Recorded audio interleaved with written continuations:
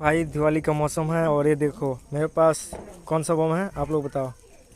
नहीं पता तो देखो एटम बम, इसका नाम ही है एटम बम।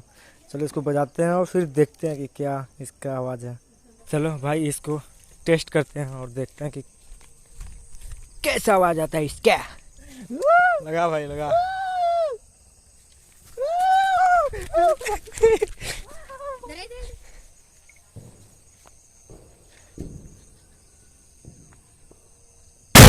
ओए साला गजब।